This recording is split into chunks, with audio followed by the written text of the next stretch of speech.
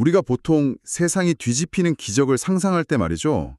막 할리우드 영화처럼 하늘이 쩍 갈라지고 엄청난 빛이 쏟아지는 그런 스펙타클을 기대하곤 하잖아요. 네, 아무래도 시각적인 충격을 먼저 떠올리게 되죠. 그렇죠.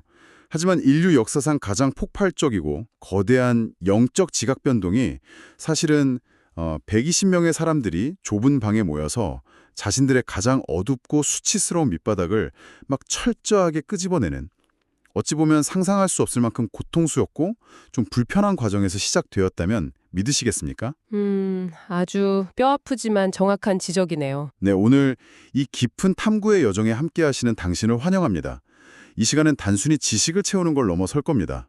당신의 신앙 여정에 평안함과 명확한 방향을 제시하는 영적 각성의 시간이 될 거라고 확신하거든요. 맞습니다. 오늘 우리가 나누는 대화가 듣고 계신 분들의 삶에 실제적인 은혜로 닿기를 바랍니다. 네, 오늘 우리가 집중적으로 파헤쳐볼 자료는 강병호 목사님의 사도행전 2장 1절에서 4절을 본문으로 한 설교, 성령의 사람들, 약속대로 임하신 성령이라는 아주 귀한 메시지입니다. 네, 아주 깊이 있고 또 우리 신앙생활의 근원을 정면으로 건드리는 중요한 자료죠.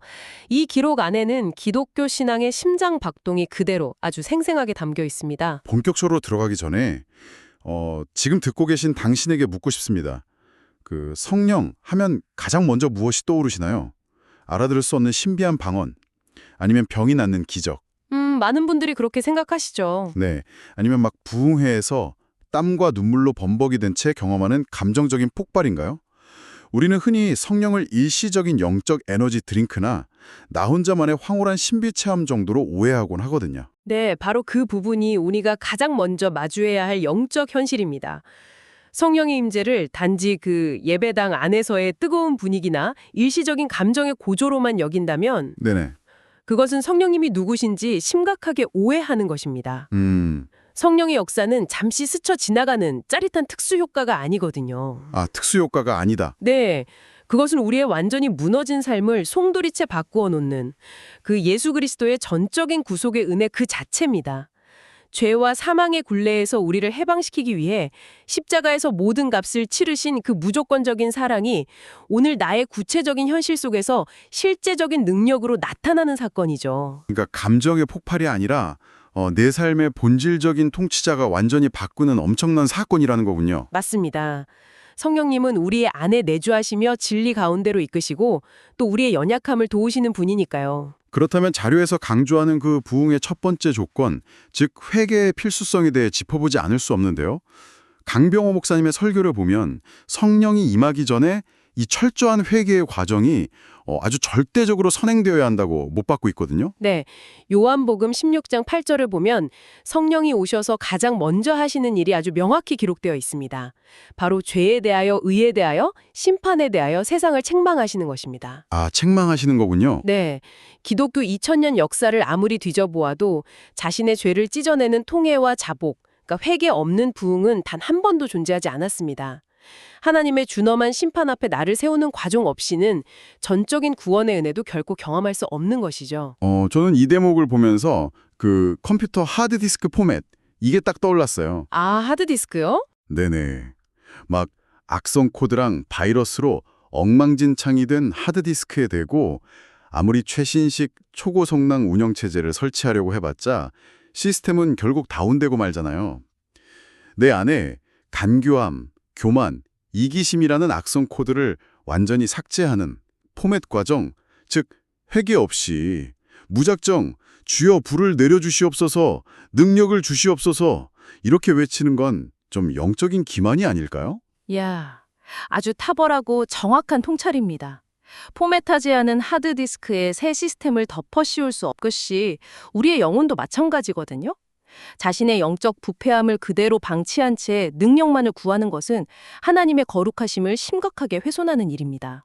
아, 맞아요. 거룩하심을 훼손하는 거네요. 네, 하나님의 공의롭고 엄중한 심판대 앞에 자신을 발가벗겨 세우는 철저한 자기직시가 필요합니다.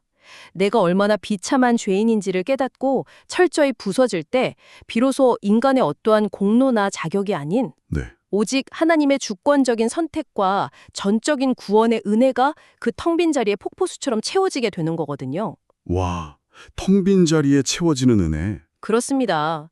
성령의 임재는 인간의 감정적 고조가 아니라 이 처절한 포맷의 과정을 거쳐 정결케 된 영혼 위에 임하시는 아주 거룩한 사건입니다. 내가 먼저 깨지고 부서지는 포맷의 시간이 필수적이라는 사실이 정말 뼈아프게 다가오네요.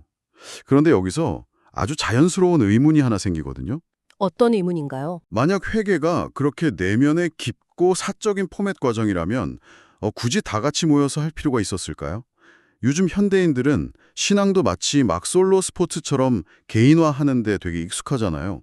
나 혼자 고요한 골방에 들어가서 조용히 묵상하고 내 죄를 회개하면 될 텐데 왜 사도행전의 그 사람들은 굳이 120명이나 그 좁디 좁은 마가의 다락방에 옹기종기 모여서 땀 냄새를 풍기며 그 과정을 함께 겪어야만 했죠. 그 질문이 바로 기독교 신앙의 핵심인 공동체성을 관통하는 아주 예리한 질문입니다. 물론 성경은 결코 골방에서의 은밀한 개운 기도를 폄하하지 않아요. 그쵸. 예수님도 골방에 들어가라고 하셨으니까요. 네. 하지만 하나님의 영광이 온전히 드러나는 강력한 성령의 부어주심은 언제나 연합된 공동체 위에서 일어났습니다. 사도행전 전체를 관통하는 패턴을 한번 보십시오. 빌립보 감옥에 갇혔던 바울과 실라, 생각나시죠? 네, 찬양할 때 막 옥문이 열렸잖아요. 맞습니다. 그들이 밤이 맞도록 옥중에서 찬양할 때 지진이 나고 옥문이 열렸죠. 하지만 진정한 기적은 문이 열린 물리적 현상이 아니라 간수 한 사람의 결심을 넘어 그의 온 가족이 다 함께 모여 복음을 듣고 구원을 받았다는 데 있습니다. 그러니까 바울과 실라 개인의 어떤 신비한 탈출기가 아니라 한 가정 공동체의 구원 사건으로 확장이 된 거군요. 네. 게다가 이방인이자 로마 군대의 백부장이었던 고넬료의 이야기는 더욱 극적입니다. 유대인들의 관점에서 그는 완벽한 외부인이었잖아요. 상종도 안 하는 이방인이었죠. 그렇죠. 하지만 그가 베드로를 자신의 집으로 초청했을 때 그는 결코 혼자서 VIP 개인 과외를 받으려고 하지 않았어요. 그는 자신의 가족은 물론이고 가까운 친척과 친구들까지 모조리 불러 모아 집안을 가득 채웠습니다. 와, 온 동네 사람들을 다 모은 거네요. 그리고 그 연합된 무리가 다 같이 한 마음으로 하나님의 말씀을 들을 때 오순절 다락방에 임했던 것과 똑같은 성령이 그들 모든 사람 위에 아주 강력하게 내려오셨습니다. 그러니까 120명이 모였다는 건 단순히 막 머릿수가 많아서 시끌벅적했다. 이런 뜻이 아니네요. 네, 아닙니다. 비유를 해보자면 나 혼자 세워둔 작은 안테나는 막 지지직거리는 잡음만 잡힐 수 있지만 120개의 안테나가 정확히 같은 방향을 향해서 하나님을 향한 간절함이라는 동일한 주파수를 딱 맞추고 서 있을 때 이야, 비유가 참 좋네요. 네, 그 연합된 주파수 위로 하나님의 거대한 은혜의 방송이 막 쾅 하고 송출되어 내려꽂히는 원리군요. 정확합니다. 성령의 기름 부으심은 나 혼자만의 이기적인 감정 해소나 영적 능력 과시를 위해 주어지지 않습니다. 연합된 믿음의 공동체, 즉 가정과 교회가 한 마음으로 주님의 십자가를 바라볼 때 부어지는 하나님의 벅찬 기쁨입니다. 하나님의 기쁨. 네, 이것은 참된 헌신이자 제자의 삶과 아주 직결되거든요. 내가 공동체 안에서 형제자매의 손을 잡고 서로의 연약함을 품고 기도할 때 우리의 믿음은 비로소 머릿속의 관념을 벗어나서 실제 삶의 현장으로 내려오게 됩니다. 행함이 없는 믿음은 죽은 것이듯 믿음과 삶의 일치를 이루기 위해 헌신하는 공동체 위에 성령께서 임하시는 것이죠. 나 혼자서 막 산속에 들어가서 이룰 수 있는 영웅적인 신앙생활 같은 건 애초에 존재하지 않는 거군요. 맞습니다. 함께 걸어가는 길이죠. 자, 그럼 여기서 정말 흥미롭고 동시에 막 지극히 이성적인 현대인들에게 가장 논란이 될 만한 질문을 하나 던지고 싶은데요. 우리는 지금 120명이 모여 기도를 했고 성령이 임했다는 기록을 다루고 있는데 솔직히 이 성경 밖의 시선으로 보면 좀 많이 이상하지 않습니까? 하하, 세상의 눈으로는 충분히 그렇게 보일 수 있죠. 그쵸. 갑자기 막 하늘에서 허리케인 같은 바람 소리가 나고 사람들의 머리 위에 불꽃이 이글거리고 또 한 번도 배운 적 없는 외국어로 막 소리를 지르기 시작했다는 거잖아요. 네, 성경의 기록이 그렇습니다. 심지어 성경 자체에도 그 지나가던 구경꾼들이 저 사람들의 세술에 취했다, 대낮부터 취했다 이렇게 조롱했다는 기록이 나오고요. 당시가 종교적 열기가 엄청 가득한 명절 기간이었는데 이거 혹시 특정한 장소에 갇혀있던 사람들에게 발생한 일종의 집단 심리적 전염 아니면 과대망상이나 통제불능의 종교적 광기 이런 거 아니었을까요? 충분히 제기할 수 있는 아주 이성적이고 타당한 의심입니다. 실제로 많은 현대 지성인들이 바로 그 지점에서 성경의 기록을 단순한 신화나 집단 환상으로 치부하곤 하거든요. 네, 저라도 처음 들으면 그렇게 생각할 것 같아요. 하지만 이 문서를 기록한 저자만 수신자, 그리고 그 사건이 일어난 공간적 배경을 교차 검증해 보면 집단 최면이라는 가설은 그야말로 산산조각이 납니다. 아, 교차 검증이 되나요? 네, 사도행전의 저자인 누가는 감정에 쉽게 휩쓸리는 맹신도가 결코 아니었습니다. 그는 당대의 엘리트 계층에 속하는 의사였고 객관적인 팩트를 수집하고 검증하는데 탁월한 역사가였거든요. 게다가 이 글의 수신자인 데오빌로 각하는 당시 로마 제국의 고위 관리였습니다. 잠깐만요. 그러니까 당시 세상을 지배하던 로마 제국의 아주 권위 있는 관료에게 보내는 공식 보고서 성격의 글이었다는 뜻인가요? 그렇습니다. 권력의 핵심부에 있는 그 냉철한 고위 이성주의자에게 수십 명의 사람들이 단체로 헛것을 보았다는 식의 허술한 허구 몽상을 정식 기록으로 제출한다? 그것은 자신의 사회적 생명, 아니 실제 목숨을 내놓는 행위입니다. 아, 바로 처형당할 수도 있겠네요. 맞습니다. 의사이자 역사가였던 누가는 철저한 취재와 수많은 목격자들의 증언을 바탕으로 이 역사적 실제를 기록한 것입니다. 또한 공간적 배경도 매우 중요해요. 이 사건은 외부와 단절된 밀실에서 그들끼리만 폐쇄적으로 일어난 일이 아닙니다. 그러니까 막 밖에서도 다 보이고 들렸다는 거군요. 숨길 수가 없었다. 네, 오순절은 유대교의 3대 절기 중 하나로 수학을 감사하며 전 세계에 흩어져 살던 수백만 명의 유대인 디아스포라들이 예루살렘으로 몰려드는 시기였습니다. 어마어마한 인파가 있었겠네요. 그렇죠. 그 붐비는 도시 한가운데서 누구나 즉각적으로 목격하고 현장에서 검증할 수 있는 공적인 장소에서 벌어진 일입니다. 수많은 증인들이 두 눈으로 똑똑히 보았기에 이 사건은 은폐될 수가 없었어요. 이것은 단순한 기이한 현상이 아니라 부활하신 예수 그리스도께서 만왕의 왕으로 온 세상의 통치자가 되셨음을 선포하는 공적인 즉위식이자 하나님의 영광이 전 우주에 드러난 명백한 역사적 사건이었습니다. 와, 로마 관리에게 보내는 팩트 기반의 보고서이자 수만 명이 길거리에서 동시에 목격한 예수님의 즉위식. 와, 이렇게 보니까 이 사건의 스케일과 무게감이 진짜 완전히 다르게 다가옵니다. 네, 역사적 실제라는 점이 중요하죠. 그렇다면 이 거대한 즉위식에 동원된 특수한 현상들, 즉 바람과 불과 방언이라는 이 시청각적 요소들이 그저 사람들의 이목을 끌기 위한 단순한 특수효과는 아니었을 텐데요. 물론 아닙니다. 아주 깊은 영적 의미가 있죠. 네, 이 각각의 현상들 속에 담긴 영적인 메커니즘을 좀 자세히 파헤쳐보고 싶습니다.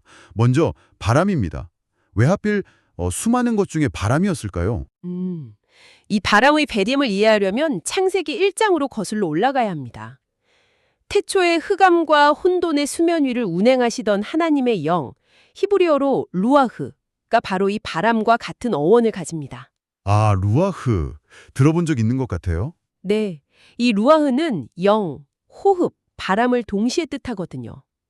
구약의 에스겔 선지자가 환상 속에서 뼈들만 앙상하게 마른 골짜기를 향해 생기야, 사방에서부터 와서 이 죽음을 당한 자에게 불어서 살아나게 하라 이렇게 외쳤을 때 불어온 바로 그 창조의 호흡이죠. 아, 그러니까 마가의 다락방에 막 불어닥친 그 급하고 강한 바람은 단순한 기상이변이나 태풍이 아니라 죄로 인해 영적으로 완전히 죽어있던 인간들을 생명력 넘치는 새로운 피조물로 빚어내시는 어떤 재창조의 숨결이었던 거군요. 네, 정확합니다. 막 깊은 영적 각성을 일으키는 하늘의 생명유지 장치 같은 거네요.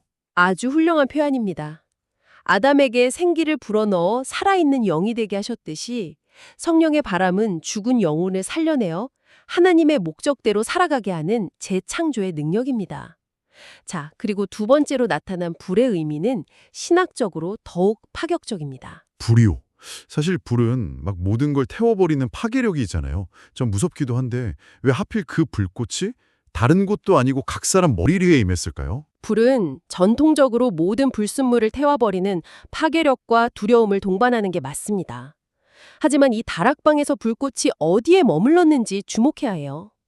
구약시대의 하나님의 임재를 상징하는 불꽃은 언제나 눈에 보이는 건물, 즉 성막이나 성전의 제단 위에만 임했습니다. 아, 맞아요. 솔로몬 성전 낙성식 때도 하늘에서 불이 내려왔죠? 네. 그런데 오순절날 그 하나님의 거룩한 불이 건물이나 특정 재단이 아니라 모여있는 각 사람의 머리 위에 개별적으로 내려앉았습니다. 돌과 나무로 지어진 화려한 건물이 아니라 되게 연약하고 죄 많은 인간 개인의 머리 위에 하나님의 불이 직격으로 내렸다. 와, 이건 정말 엄청난 패러다임의 전환이네요. 바로 그겁니다. 이것은 인류 역사상 가장 위대한 선언 중 하나입니다. 이제 건물로서의 성전 시대는 끝났다. 예수 그리스도의 구속의 은혜로 말미암아 이제 너희 한 사람 한 사람이 내가 거하는 거룩한 성전이다. 라는 놀라운 선포입니다. 와, 내가 성전이다. 네, 성령의 불이 각 사람에게 임했다는 것은 내 안의 모든 교만과 탐욕, 정욕의 찌꺼기들을 남김없이 태워버리고 정결케 하는 거룩함의 회복을 의미합니다. 성령 체험은 그냥 방방 뛰며 기뻐하는 가벼운 흥분 상태가 아니에요. 창조주 하나님을 향한 거룩한 두려움, 즉 경외함을 회복하여 세상을 이기는 승리하는 믿음으로 나아가는 치열한 과정입니다. 이야, 내 안에 쓰레기를 태워서 거룩한 성전으로 짓는 불. 이해가 확 되네요. 자, 이제 마지막으로 가장 신비로우면서도 오해를 제일 많이 받는 방언에 대해 이야기해보죠. 네, 방언 참 중요하죠. 솔직히 제가 평생 한 번도 배워본 적 없는 아프리카의 어느 부족 언어나 중동의 언어로 막 유창하게 기도를 한다면 약간 내 자신이 슈퍼히어로가 된 것 같은 영적 우월감에 푹 빠질 것 같거든요. 이 방언은 대체 어떤 원리로 왜 주신 걸까요? 방언의 진정한 의미를 이해하려면 인간의 언어가 왜 나뉘게 되었는지를 보여주는 창세기 11장의 바벨탑 사건을 떠올리셔야 합니다. 아, 언어가 흩어진 사건이죠? 네, 바벨탑은 인간들이 하나님처럼 높아지려는 극도의 교만으로 쌓아 올린 반역의 기념비였습니다. 하나님은 그들의 언어를 혼잡하게 하셔서 서로 소통하지 못하게 흩으셨죠. 인간의 언어는 그때부터 단절, 오해, 분열의 도구가 되었습니다. 언어가 죄와 저주의 결과물로 쪼개진 거였군요. 그렇습니다. 그런데 오순절 성령이 임하시자 놀라운 역전이 일어납니다. 갈릴리 시골 출신의 어부들이 갑자기 성령에 이끌려 자신들이 전혀 알지 못하는 세계 각국의 언어로 입을 열기 시작했습니다. 이것은 바벨탑에서 쪼개지고 무너졌던 인간의 언어와 관계가 성령 안에서 완벽하게 회복되었음을 보여주는 상징적인 사건입니다. 완벽한 회복이네요. 하지만 더 중요한 핵심은 그들이 그 언어로 도대체 무슨 말을 했는가입니다. 맞아요. 기적적인 방언으로 실컷 남을 욕하거나 자기 자랑을 한 건 절대 아닐 거 아니에요? 당연하죠. 그들은 무의미한 소리를 내거나 영적인 능력을 과시한 것이 아닙니다. 예루살렘에 모여있던 각국의 순례자들은 우리가 다 우리의 각 언어로 하나님의 큰일을 말함을 듣는다라며 경악했습니다. 하나님의 큰일. 네, 하나님의 큰일, 즉 예수 그리스도의 십자가 대속과 부활이라는 복음의 진리를 자신들의 일상적인 언어로 선포한 것입니다.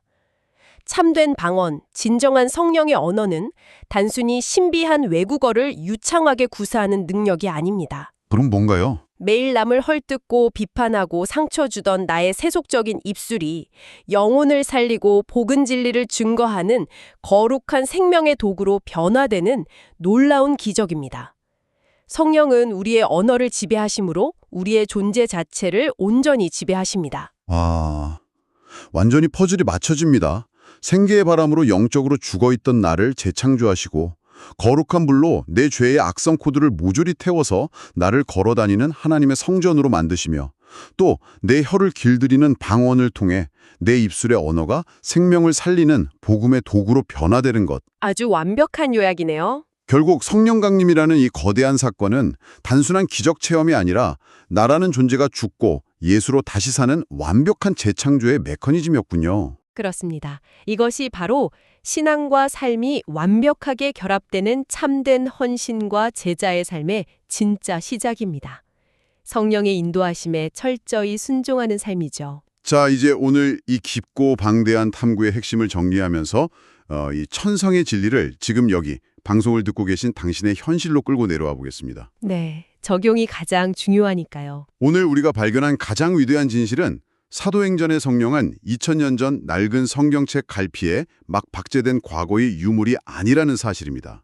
성령님은 지금 이 순간에도 당신의 숨막히는 일상 한가운데로 찾아오셔서 그 꽉 막힌 현실을 뚫어내고 삶을 재창조하시는 현재 진행형의 능력이십니다. 네, 듣고 계신 당신에게 목회자의 심정으로 또 온전한 성경적 진리를 다루는 교사의 마음으로 따뜻하지만 간곡한 권면을 드리고 싶습니다. 네, 말씀해 주시죠. 살아가면서 어떠한 영적인 은사나 신비한 능력을 경험하게 되더라도 결단코 그것을 개인의 영적 우월감이나 자랑거리로 삼지 마십시오.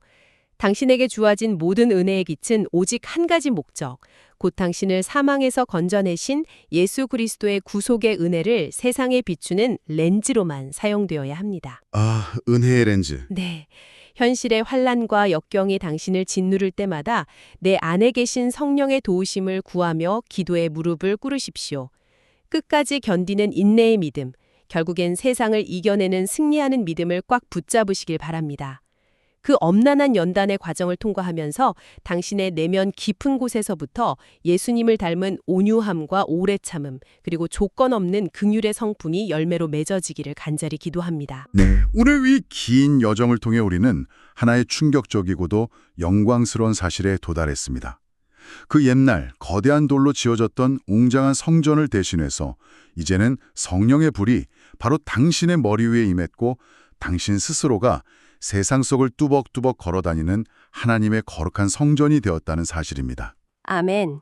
참으로 벅찬 진리입니다. 그렇다면 이제 오늘 이 깊은 탐구를 마무리하면서 당신의 영혼을 깨울 마지막 도발적인 질문을 하나 던지겠습니다.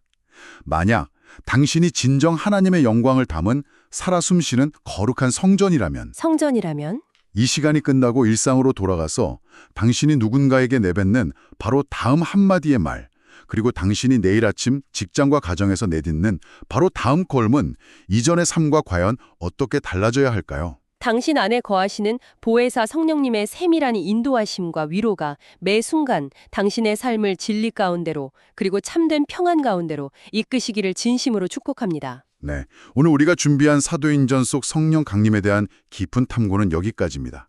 이 시간이 당신의 치열한 신앙 여정에 작지만 결코 꺼지지 않는 강력한 불꽃이 되었기를 바랍니다. 당신을 열렬히 응원하는 마음을 담아 여기서 인사드립니다. 평안하고 승리하는 하루 보내십시오.